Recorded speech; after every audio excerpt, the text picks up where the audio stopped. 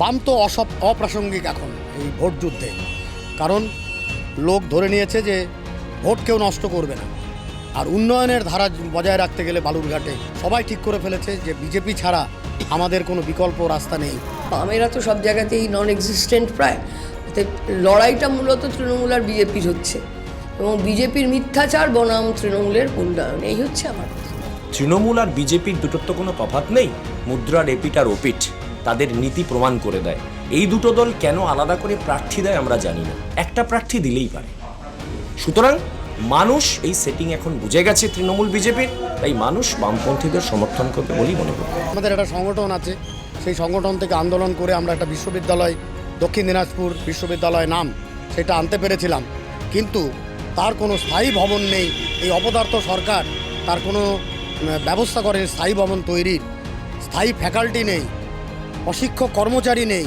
প্রথমত বলি যে বিশ্ববিদ্যালয়ের পরিকাঠামো নিয়ে চালু হলেও এটাও হয়েছিল লড়াইটা হয়েছিল গঙ্গারামপুর ভার্সেস বালুরঘাট, সবাই জানেন, এবং সেই সময় আমি বালুরঘাটের হয়ে লড়াই করে এটাকে বালুরঘাটে নিয়ে এসেছিলাম ইউনিভার্সিটিটাকে।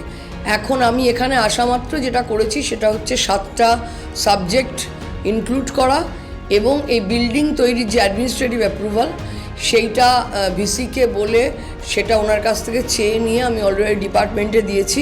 প্রসেসও শুরু হয়ে গেছিলো, ইলেকশন ডিক্লেয়ার হয়ে গেছে বলে আটকে গেছে, ইলেকশনের পরেই ওটা বেরিয়েও যাবে এবং কাজ শুরু হবে। আমাদের পূর্বতন বিধায়ক, বামপন্থী বিধায়ক, তিনি বিশ্বনাথ চৌধুরী দীর্ঘদিন এই বিষয় নিয়ে আন্দোলন করে বিধানসভায় এই নিয়ে সোচ্চার হয়ে শেষমেশ একটা বিশ্ববিদ্যালয় এবং এখানকার মানুষের চেষ্টায় সেই বিশ্ববিদ্যালয় তখনই হয়েছিল, কিন্তু তার এতদিনেও কোনো পূর্ণাঙ্গ পরিকাঠামো হলো না।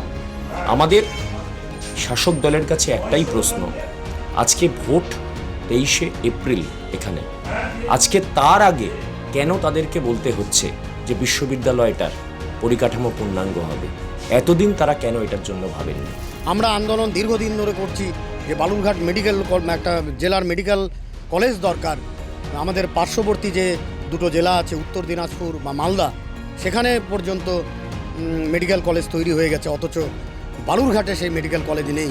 আমাদের এখানে তো 10 বছর আমাদের বিধায়ক নেই, কোনো এমপি নেই 19 সাল থেকে। কেউ একটা যে প্রসেস করে জানাবে, আমাদের যে সরকারের কাছ থেকে বলবে, তার জন্য যিনি বিরোধী বিধায়ক ছিলেন সেটা তার দায়িত্ব ছিল। তিনি সেই কাজটা যদি করতেন তাহলে নিশ্চয়ই এটা এক্সপিডিয়েট হতো, তো তিনি সেই কাজটা করেননি।